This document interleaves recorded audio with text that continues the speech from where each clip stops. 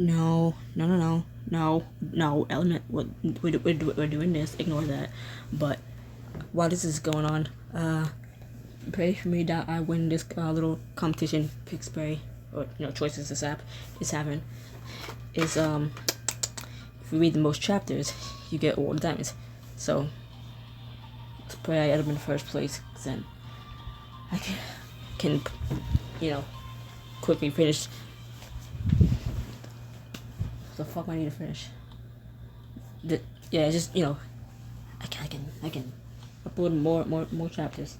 So let's pray that I come in first. It's just endless summer replay. Most chapters. More you get prize. Yeah, I already got what it said, but pray that I win. And we play choices as well. I hope you lose. Fuck you. I'm kidding. I'm not though, but yeah. I'm already replaying End of Summer too. Damn. Ain't that crazy? Anyways, chapter 6, Pedal to the Metal. You, Alice, and continuously rush out of the deep arena and cross the bridge to the main part of campus, where you find even more tears in the wards. Oh no, this is much worse than I realized. I don't understand. Becky and Kane both messed with the boys in the past, and they never did anything like this.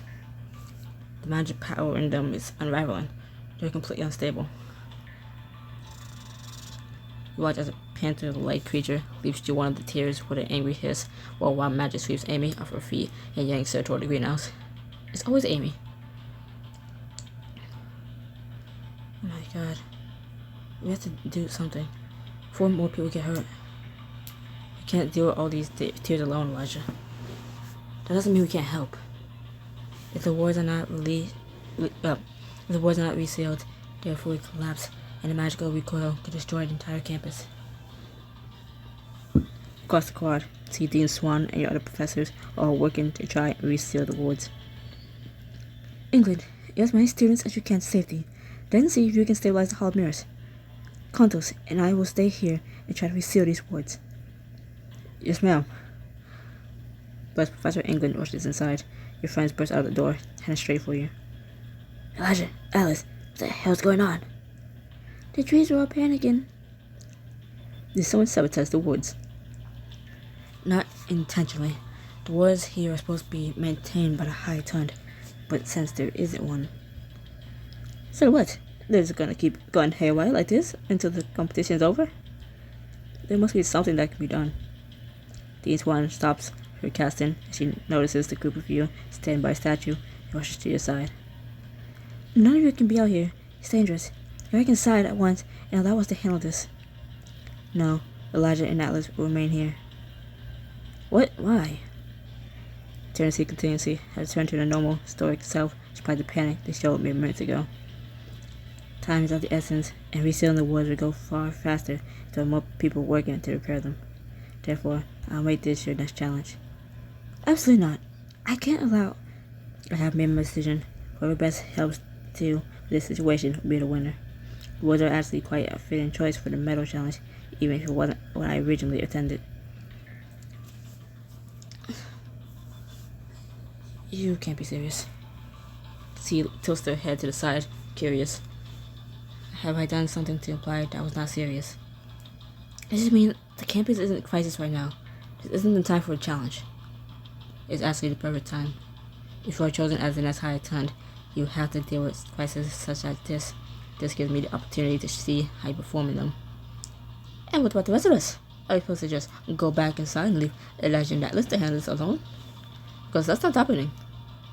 You're welcome to contribute, though your assistance will not influence my evaluations. Let's get started, before the wards are completely destroyed. I still don't like this. Well, if you're going to help, you should know the worst of the tears are actually on the other side of the campus. So stay. But before Dean Swan can finish, Alice takes off. Damn it, Atlas. Sorry, Dean Swan. You know he never listens. But we faced worse than some messed up wars in the past. We'll be fine. Dean Swan nods and then heads for one of the bigger tiers nearby. You go to follow Atlas, only for Griffin to catch your arm. Hang on, Elijah. If the wards malfunction the way they are, the magic coming out of them will be volatile. Griffin's right. It can lash out at you if you get too close. If you want, Griffin and I can probably conjure some better clothes for you to wear. Something stylish but practical. Clothing alone won't do much against the magic this powerful. But believe together, Master and I can weave a defensive enchantment into the fabric to keep you protected from the worst of it. Oh yes, we can make your clothes as strong as the bark and the giant relic wood. I can't help much with the outfit. I can't help much with the actual outfit, but I promise to shower you in compliments on your great sense of style to make up for it. Wear a specially made outfit from your friends for an extra level of defense while seeing the wards and look good while doing just that. It look like I can be a member of a K-pop band. I don't know. K-pop group. My bad. You know what I'm trying to say.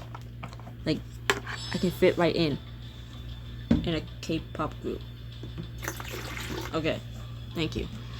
Jesus Christ. Griffin? Time to work on magic. Shreya and Griffin both start to cast. As they do, the clothing changes to sleek black leather and a puffy yellow jacket. And Shreya pulls a mirror out of her purse so you can get a better look. Well, what do you think? It's perfect. Stylish, but practical. Just like Shreya said. That's an understatement. You're looking ready to kick ass in an arena and on a runway. You look like you belong on the cover of a special note at Time magazine. You look like you should be the lead in a movie about muse stars who fight monsters for a living. I know you promised a shower of compliments, but that's not really necessary, Zeph. On the contrary, I think everyone should be proclaiming how wonderful you look right now. Now, for the enchantment. Master, if you please. On it. You feel as Beckett and Master's magic weaves into the new clothing, wrapping around you like a warm blanket. I'm just trying to speed you this, because there's a bump on it. On like the inside top corner on my lip. And it hurts to speak. Or just like some words. You know, the ones where like it's like a long vowel sound. Yeah. It hurts. I'm trying to draw it. You feel like Beckett and Master's magic weaves into the new clothing, wrapped around you like a warm blanket. Ouch. Yeah. Nice to be completely protected while you see these wards. Then let's split up and tackle this. Beckett, Shreya, with me. You rush to the other side of the campus, where Atlas is already preparing one of the wards. Just a little more. All around him, people scream and run as more creatures pour through the other terrace. Everyone, this way, quickly. What the hell's going on? An unfortunate malfunction of the wards. But we gotta handle it. Just get inside and stay there. You usher a few more students to safety when you see a panther charging for Atlas. I'm busy. He blasts the panther with air magic and sends it flying right into you. You get to your feet just as the panther whirls on you, teeth bared. Elijah, look out!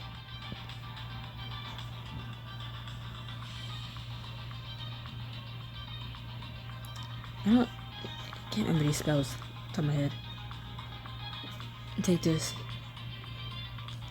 I can't think of what these spells are just by looking at them in a timed fashion.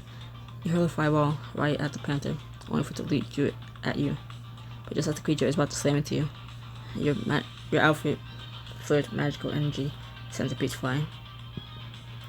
Glad I took my friends up on their offer, because that would have hurt. But you're already turning back to Atlas, rage simmering in your veins, and your anger only grows when you see you're still entirely focused on the wards. I can't believe you. Your sun magic flares in your hands, goes straight across the quad, slamming to the ground by Atlas's feet. Hey, watch where you're aiming at, Elijah. You don't get to say that when you just drew an angry magical panther at me. So what? You handled it. Then you can handle getting caught in my spells. Before Alice can respond, there's a brilliant flash of light, and suddenly your mom is standing in the middle of the grass. Mom, what are you doing here? I sensed a magical disturbance all the way at the house. What's going on? Can you maybe explain this when the gas isn't about to be torn apart? Sarah's right. There's no time to explain. But can you help get the people here to safety? Get the creatures coming away so we can start stealing these stairs? Of course. Whatever you need. I already said I can't talk. Like, my upper lip feels numb. It's not, but it feels like it. It hurts. So much. It's like, I close my mouth, it touches a tooth. It irritates it. So, why am I reading? I don't know. But I hate it. A wave of sun magic bursts from your mom, sending all the nearby creatures scattering, and Shreya rushes off to help her. Like, I'm already bad at reading. I already got some kind of lisp going on. This is not helping. No, this isn't the ideal environment to be alerted war magic, but it seems you don't have much of a choice. Good thing I got some help. Lewis, Navi, wanna give me a hand?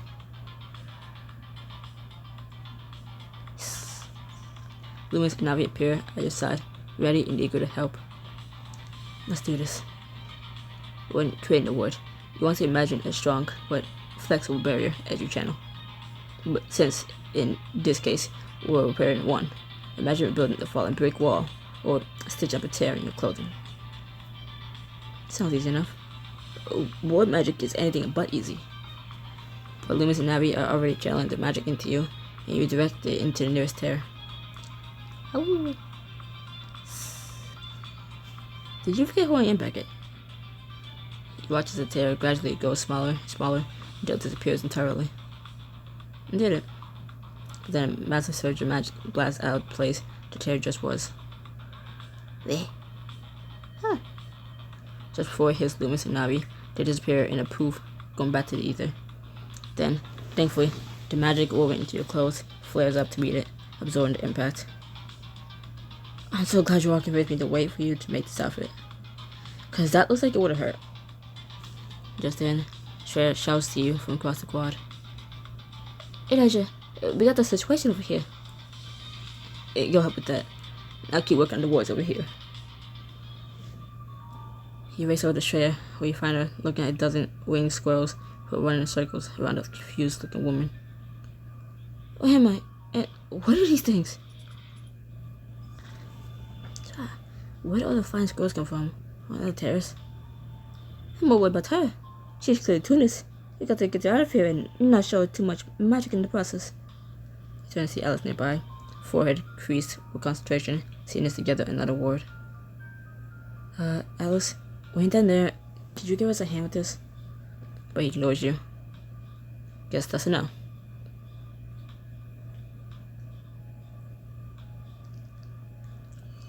Hey, little squirrels. Think it's time for you all to take a nap. You let your magic swirl around the squirrels, and they gradually all lie down on the ground and drift off to sleep. Sweet.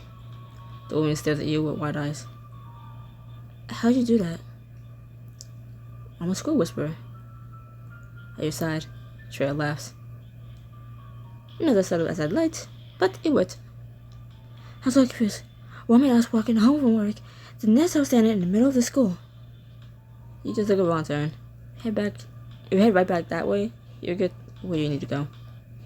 You usher the woman back to one of the stairs, but before you can close it, Professor Contos comes rushing up to you. Mr. Snyder, Mr. Earnhardt, we have a serious problem with the greenhouse. The consort told me to come and fetch you. The mention of contingency gets Alice's attention. I had warded one of the plants aside to keep it from growing out of control, but when everything malfunctioned, the ward didn't tear, it expanded. My voice is breaking. I can't go deeper than this. Now the entirety of the greenhouse is warded. The students are trapped inside. Run away. Alice is away from you, so he takes off running back the way you came, just as Beckett rejoins you and Shreya. The greenhouse is all the way across campus. We just came from there. I may have a solution to that. I was just to teleport Elijah. You can teleport us? Why didn't you bring this up earlier? I am dating the coolest people here. No offense to Shreya, but she's just,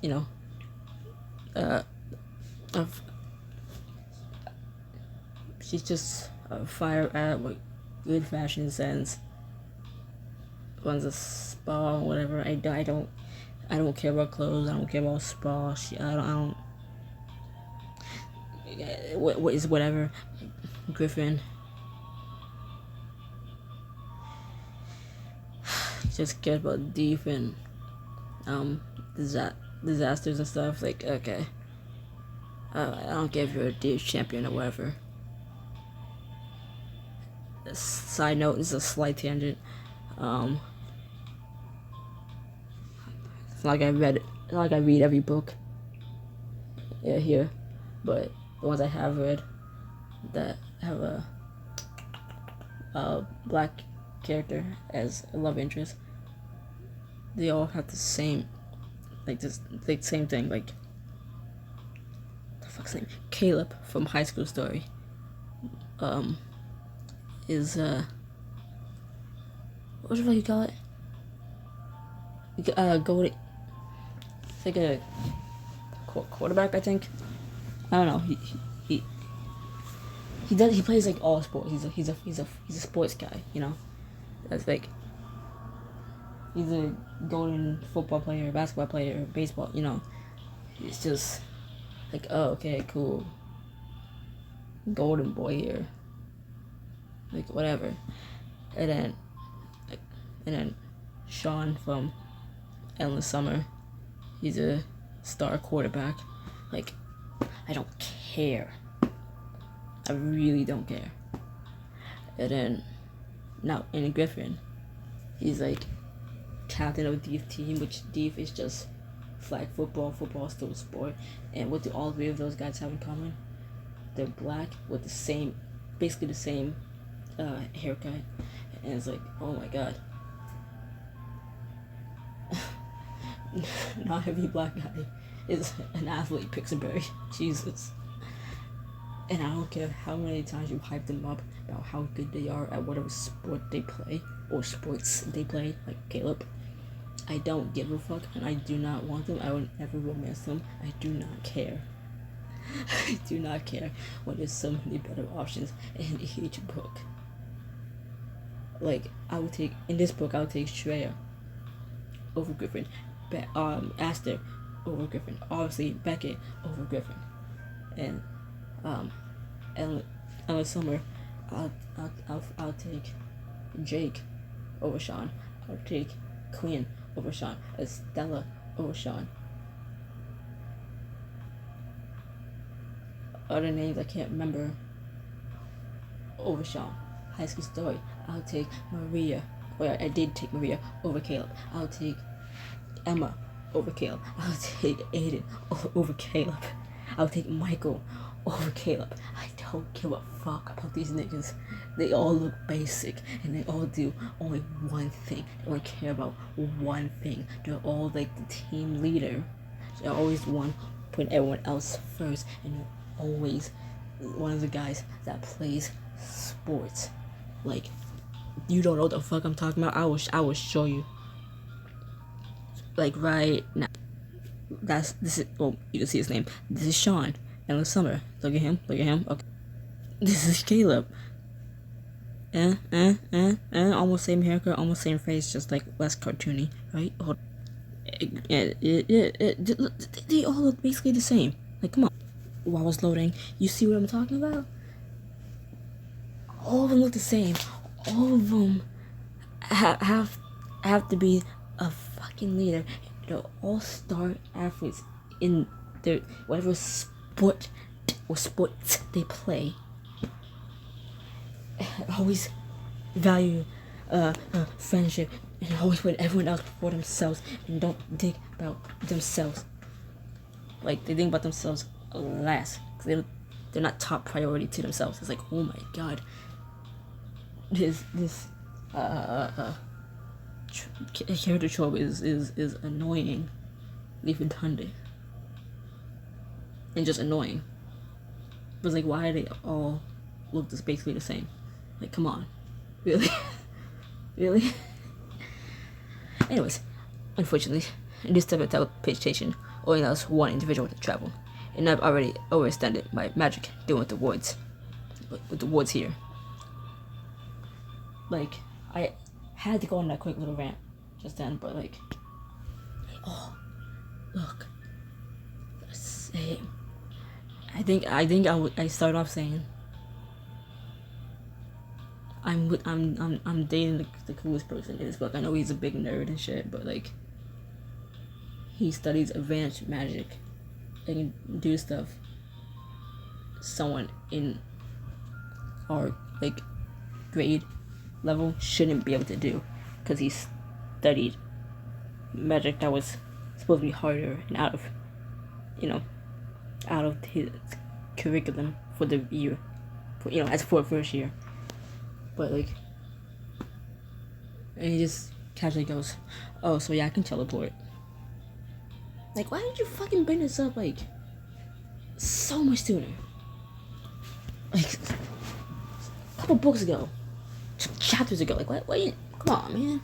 And then Kaz was saying, "Oh yeah, so I can fly." Like, oh, okay.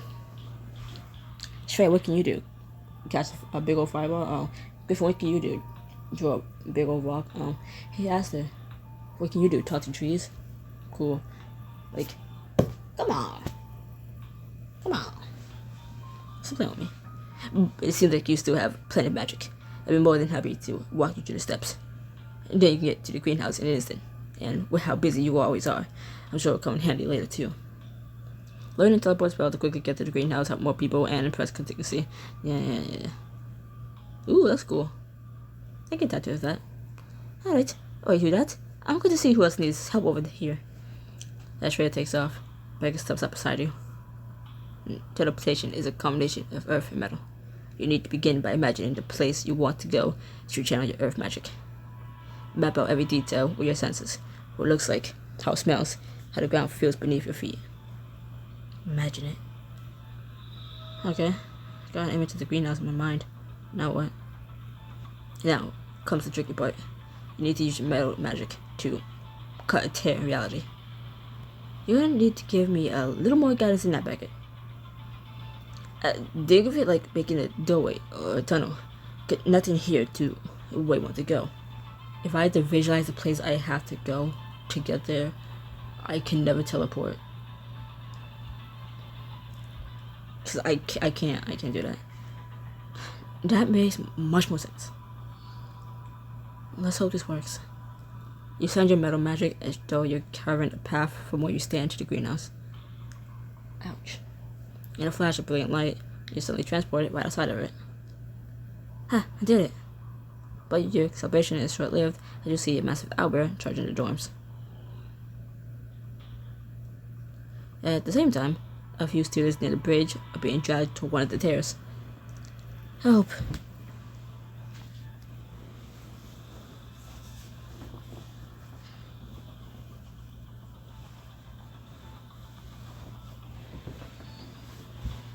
Be right back.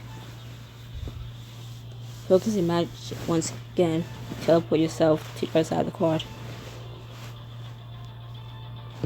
The owlbear claws repeatedly at the door to the dorms, leaving deep gouges in the wood. Fuck you. I think you need a timeout. Pulling water from the lake, you lash out at the owlbear, grabbing a hold of it and dragging it back into the water. Enjoy a swim. I heard the water's nice. These spot Alice coming up on the greenhouse. Professor Kanto's clopping up along behind him. Better get back.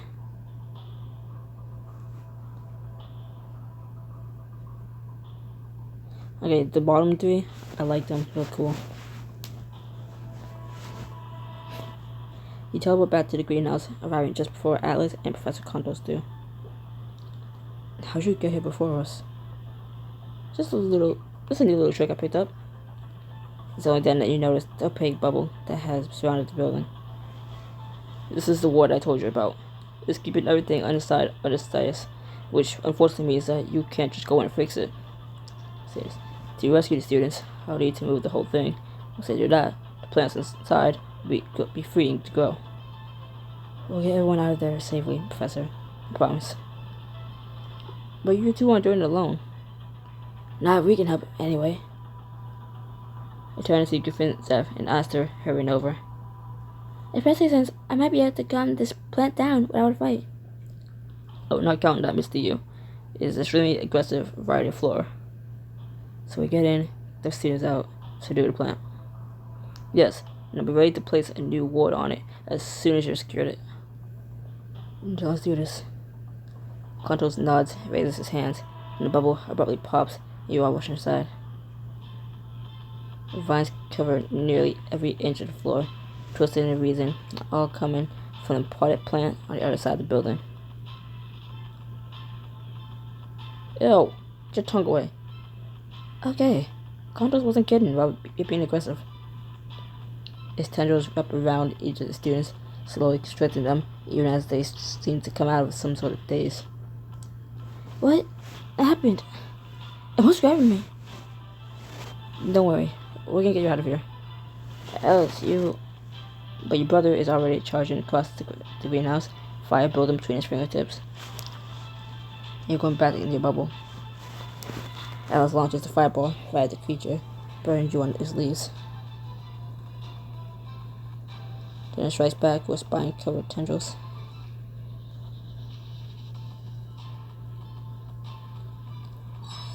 I can use a little help here. You reach your magic out into the tables, and they twist and warp, turning into massive barriers in front of you. Pan's tendrils slam into the wood to no avail, leaving you and your friends unscathed. Keep thinking, Elijah. I don't think the plan agreed with you, Griff. Put that tongue back in your fucking mouth. It actually has quite a few choice words to say about it, and I don't think I should repeat them. It's just jealous of tables like me more than it. Just give up already. Alice lashes out with another ball of fire, and all the trapped students cry out as the plant's tendrils constrict around them. Alice, if you keep attacking like that, people are gonna get hurt. We need to get everyone out of here, then we can deal with the plant. You handle that, I'll handle this. At least let me help you. Esther rushes to join Atlas, while Zeph runs to one of the students and begins furiously yanking on the vines wrapped around him. It's no use. This thing won't let go. Use your magic, Zeph. Oh, right. As Zeph and Griffin start freeing some of the students, you turn back to Amy. Elijah, help me. Hang on, you'll be out in a second.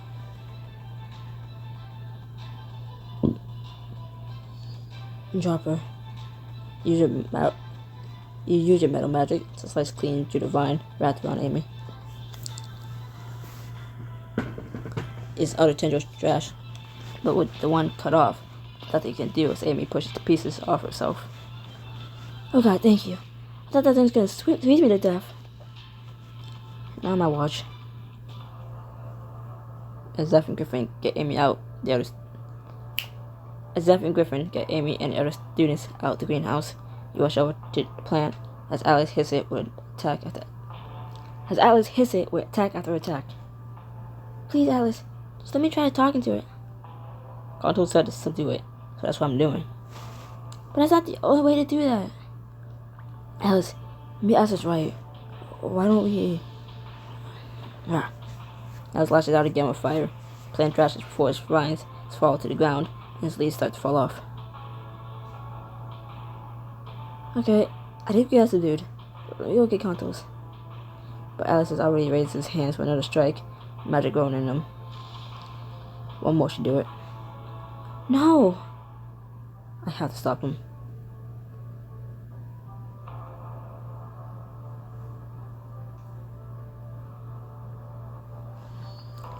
You need to stop. I'm not putting myself in between my angry brother, a plant, and the fireball coming from his hand. That could startle him and make him still accidentally draw it at my face. What the fuck? He sent a sharp wave of magic right at Atlas, and it slices to his collarbone. Even though that would have been a better choice, because, I wouldn't I wouldn't hurt him, and I wouldn't like shift my mortality to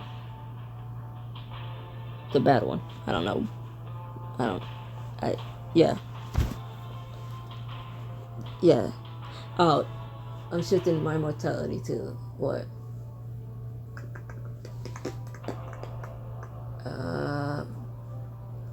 God damn it, what was it? Anger, fight, something, aggression, something. You know what the fuck I mean. You pay attention to the book. I don't. You send a sharp wave of magic by Atlas, and it slices across his collarbone. The wound starts to bleed, dripping down and staining his shirt as he turns to you. You. Atlas looks between you and injury, eyes wide, then his face twists with rage. What the hell was that for? You're about to destroy the plant. Why didn't you just say that? I tried to, but you weren't listening. He's cut off as Professor Contos rushes in and immediately starts to play his plant flute. A bubble gradually forms on the plant. Excellent work. Though I do wish you hadn't singed it quite so badly. It'll take me quite some time to heal it back up. Sorry, things got a little out of hand. Don't apologize, you're not the one who did it. I'll be happy to help you, Professor. I'm not sure this plant will want to accept my help after that. Alex crosses his arms and huffs, looking away. What next? Wesley got the situation well under control now, but I do believe the Dean wishes to meet with all of us. In the foyer, you group with the rest of your friends and professors. Your mom, and continuously. Thanks to our combined efforts, the wards have been resealed, and everyone has been returned to their proper places. But to prevent this from happening again, all of us professors will be taking time to enforce them over the next few days. If there's any way I can help you, Evelyn, please let me know. Reinforcements will help, but that alone is not enough. Please tell me you're not expecting us to handle this too. The wards malfunction because of the lack of higher turned. They are tasked with maintaining high-level magic around the world. Until one has been chosen, magic like this will continue to deteriorate.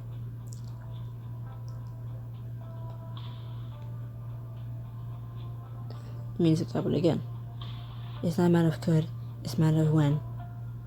Okay, but you can't just deal with random tears letting in wild animals sucking up students all the time.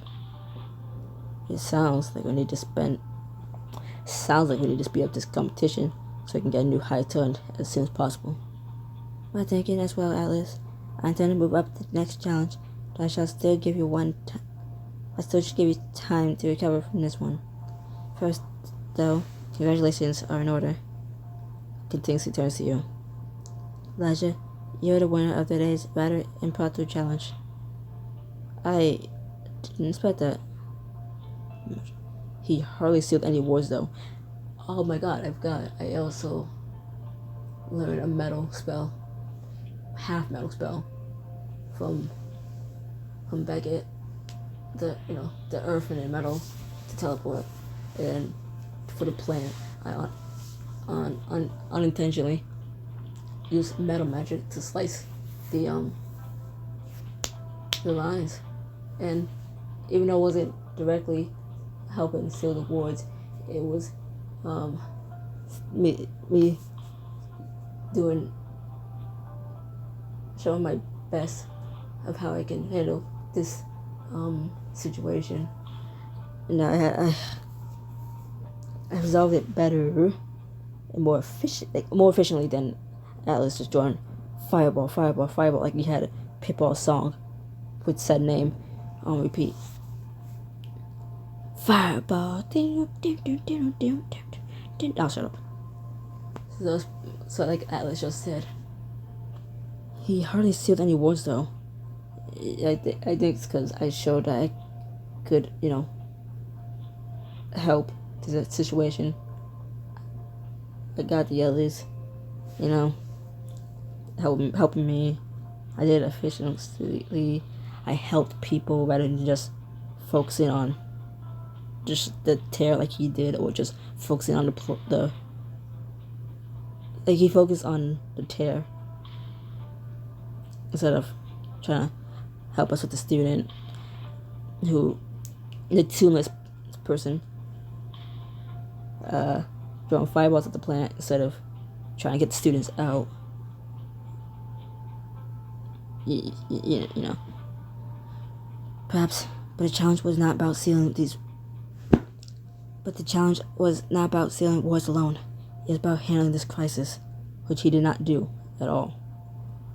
And when he did try helping, quote unquote helping, worst way possible to help, Elijah successfully helped many people to safety, which brought others time to deal with the wars and effective use of resources. My guess. But now I'll leave you to your rest. Continuously floats away, and Dean Swan steps up to you and the rest of your friends. Students, please head back to your dorms for the day. We professors can take it from here. But as everyone starts to disperse, Shreya settles up to you, her eyes on Atlas. After how everything's going on today, you should go and talk to him. I'm not sure he wants to talk right now. Well, you want to know unless you give him a chance. You slowly approach your brother, who stands with his back to you, shoulders hunched. Atlas, can we... Not right now, Elijah. Please. The last word is barely a whisper, and his eyes on the ground. Atlas rushes off, disappears down the hall. Elijah, what's going on with you two? Are you fighting? Not exactly. Alex has just been really into this competition. It's been pretty much the only thing he's cared about since it started. Oh, sweetheart, I'm so sorry. Your mom wraps you up in a hug. The warmth of her is setting you at ease. This was the whole reason I didn't want either of you up for the role. You're both still children. Your whole lives up ahead of you. You should have at least been able to enjoy the rest of your time here at Pendergast the way that I did. Mom, maybe you can get that due to Alice. He listened to me, but you're a mom. He has to listen to you. I'm not so sure that's the case, but I'd be happy to try. What is it you want me to say? No, I'm not his enemy. Elijah, I doubt he sees you as his enemy. He's your brother. He loves you. Then maybe just tell him to talk to me, to let me know how he's feeling. That even if we're up against each other, we can still be close. I'll let him know, and remind him that you aren't the only one who's worried. Thanks, Mom. I love you. I love you too, dear. Your mom places a gentle kiss on top of your head before she turns and heads down the hall past Atlas. Becca steps out to your side and takes her hand, giving her a small squeeze. I was hoping to accompany you back to your room, if that's alright with you. As much as I love that, I think I'm just gonna try and get some sleep. After everything today, I'm exhausted. Not that it's gonna be easy, not that any second the worst can fail again, and a bunch of people can show up in my room. I may have something that can help with that. Not the worst fun part, obviously, but something to help you feel more secure in your room. What? Like some kind of alarm? I suppose you consider it a magical alarm, but it will do much more than alert you to danger. I can set up a series of magical defenses in your room to prevent anything unwanted from getting in, even if the walls malfunction. That would help me feel better. See, look at him. Best love interest here. Well then, I'd be happy to set it up right now, and then let you get to sleep. Becca's cheeks turn a soft pink as he gives your hand another squeeze. I admit, I also just want to be sure you're alright. What you faced today was dangerous, and I was worried about you. See, there's always like one love interest in a book. You can tell they're kind of like pushing onto you. Like, hey, I think you should, hey. Like, you can tell the book's trying to set you up with them. It's trying so hard. It's like, hey, no. Like high school story class act, it was Rory with the whole, they were your childhood best friend, and everyone has like a crush on them, and oh my god, and all this stuff. Like, yeah, don't you like them too? You hardly get any options to say, no, you don't. When you say you don't, no one believes you. It's like, I really don't. But even after saying no, there's still choices. You're still scenes where your character's flushed by Rory. You know, you don't want Rory. You're still too, like, flabbergasted to speak to them, like, hard speak to them, and you're like, imagine going to prom with them, even though you already said chapters before that you ever into Rory like that. It's like, okay, they finally stop pushing Rory down your throat when you confirm feelings for someone else and date them. Like, oh my god.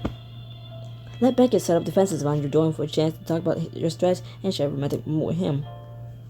And also, like what they did with Beckett in this book, he started off someone we don't like no one likes him because, you know, he has no friends. Big old nerd emoji, like, actually, I'm no here for any foolishness. I come to Pendergast to work my education and get a Uranus award at the end of the year. What the fuck is a Uranus award? Damn, probably saying wrong. I must be at the top. I'll let my family name down. You know. He's like, okay, Beckett. Alright. Gotta spend more time in his books than like talking to anyone that wasn't a professor. Like, oh my god, he's so annoying, and he hates us so much. And now look at us, we dated, we came so far, Beckett, we came so far. You used to be so annoyed at me whenever you saw me, never talked to me, always angry, rather be anywhere else than in front of my face, and now you just want to be all up in my face and my ass. Anyways, you and Beckett make your way across campus to your dorm room. You take a seat on your bed as Beckett starts to walk the perimeter. Also, seeing him smile more than seeing him angry is like, oh my god, we broke him. Oh my god, I love it. This is gonna take a few minutes, but once I'm done, nothing will be able to get into your room, even if they try to come through the door.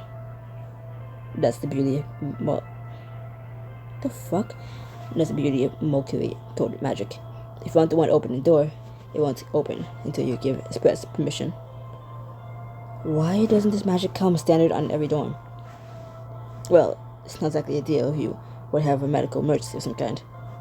That and the spells do require some level of upkeep, and with students move in and out all the time. Guess I'm lucky to have a boyfriend who can manage all that. You know, I do anything to help you feel better. I do, and that's just another reason I'm lucky. As Beckett kneels down to trace his finger along a spot where wall meets the floor, you lie back on your bed. So these defenses you're putting up will just keep people and creatures out, right? Yes. Though, if you like, I could put some additional enchantments on them. Something that triggers if someone tries to use your own. Something that triggers if someone tries to use their own magic to break down the defenses. You can't offer something like that up and expect me to say no.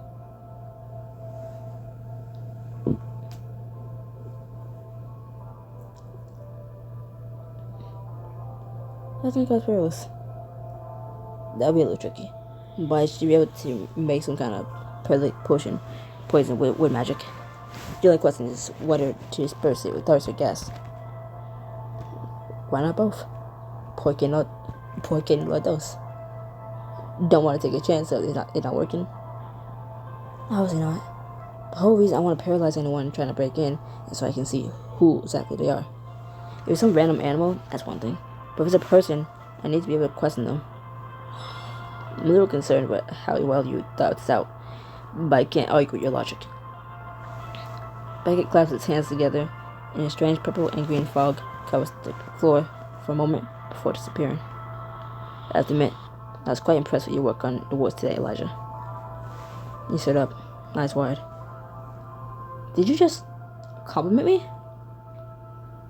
I compliment you all the time. Not on my magic, you don't. And definitely not magic you specialize in. The first time he ever complimented us is like, wait, hold on. Was that a compliment? It's like, don't read into it too much. Like, oh, I'm going to read into it. The Beckett Harrington just gave me a compliment. Oh my god. Are you falling in love with me?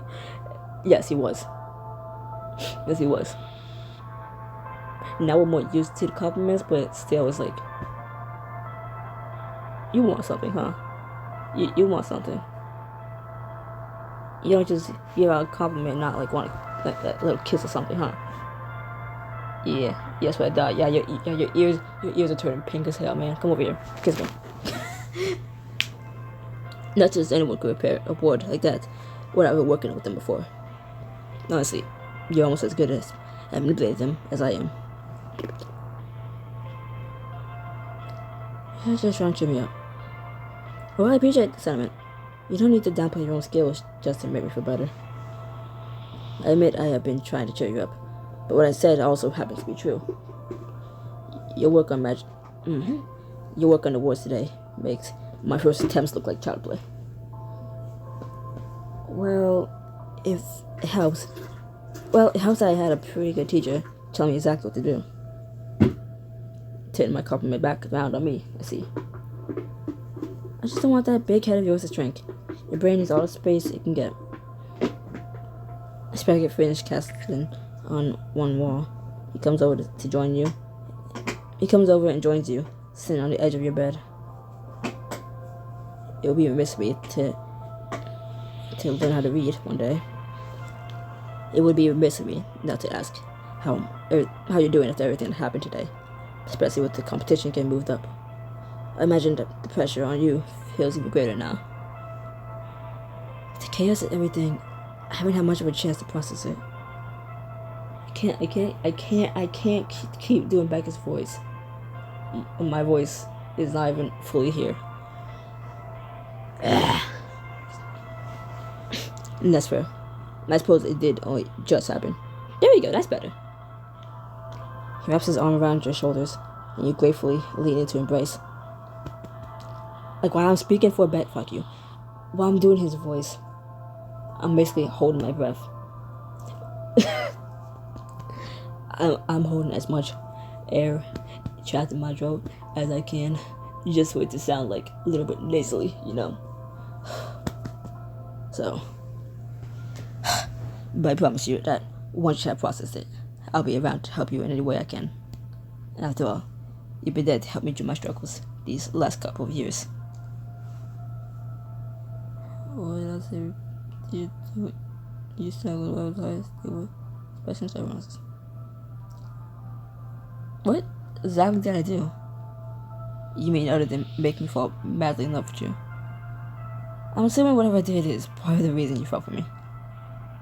You gave me a chance, even though, okay. You gave me a chance, even after I've been a huge jerk to you. See, I was just talking about it and he brought it up. You were a massive jerk to me. Now you're my jerk. See how that works? You're a jerk to me. Now we're dating. Now you're my jerk. And a nerd. More than a chance, honestly. You actually invited me to go with you and rest in the Misfits. Well, I could tell pretty early on that you weren't actually a jerk. You just didn't know how to make friends. Precisely. You gave me a place where I feel like I belonged. I was a jerk. And then last year, when I was struggling with Katrina being here, you encouraged me and stood by my side. Ouch. That's just what you do for the people important to you. I know, which is what I want to do for you. Beckett hops out the bed and it crosses to the other side of the room. I'm playing with a Christmas tree behind my bed. It's not real, duh, but it is really prickly. Why am I touching it? I don't know. I like it. It hurts, but I like it. It's like you scratch my hand. It feels nice. It's like touching a cactus. Well, it's how to demonstrate your new dorm defenses to make sure they work. Given that you're the one who cast them, I'm sure they will. But go for it. Beckett steps just outside your room, holds his hands up, and strikes out the doorway with his magic. Here we go. Ouch. A bunch of darts shoot out along with gas, and Beckett barely manages to swat them away. Barely manages to swat them with a wave of air magic. I was gonna say, don't get hit by them. You're gonna cast it, it's gonna attack you. Don't get hit by them. Don't make me regret my decision to put him there. If you're gonna go ahead and do that, like, don't get hit by your own magic. Like, oh wait, no, he's smart. He knows what he's doing. Okay, there you have it. There you have it. And that's perfect. Thanks so much for this, Beckett. I already feel a lot safer. He returns to your side and cups your cheek in his hand, and you lean into the warmth of his palm. I'm glad. I want you to be able to sleep peacefully. I can think of something else that'll help me sleep. Without waiting for a response, you lean up to meet Beckett in a kiss, and he immediately melts against you. You run your fingers through his hair, you look along the seam of his lips, and when he parts them, you deepen the kiss. I think this might be doing the opposite of helping you fall asleep. I don't care. He hums his agreement as you come together again, lips sliding together, and you fall back on the bed, dragging him with you. He drops his head down to you, press feverish kisses to your neck. As he looks over your post point, you can't help but moan.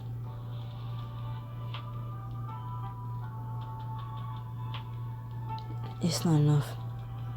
You undo the button of his blazer, pull his shirt out from his pants so you can run your fingers along his bare skin. His abs flex as you drag your fingernails over them, and when he captures your lips in another kiss, you nip at his bottom lip. I swear you did that for me. Just a little one. You surge up and crash your lips together, and his hips meet yours for a brief moment, sudden pleasure rolling through you. When you finally break apart, his face is flushed, and in a reluctant groan, he gets off of you. As much as I would love to continue this, I do believe you said you were exhausted. I'm actually, you know what? I'm actually not that tired anymore, you know? It's crazy. I feel rejuvenated. I feel, you know, like, let's keep going. So I'm going to be a responsible boyfriend and let you go to bed. Sometimes I wish you'd be less responsible. You and me both. But one of us has to be, so good night, Elijah. He gives you a final kiss before heading out of the room, and you fall asleep almost as soon as your head hits the pillow. The next day, you're about to step out of your common room and want to find Alice on the other side of the door. I have no drink this time, so I can't clear my drum. And it's stuck. See? My voice is stuck. So hopefully no more Beckett talking for the end of this chapter. I love him, but Beckett do not come back in the remainder of this chapter that is about to end, or I will cry. Alice, I expected to see you this morning. I was worried about you after yesterday's challenge. It's nothing I won't bounce back from. But for the record, we both would have had easier time together if we worked. But for the record, we both would have had a much easier time yesterday if we worked together.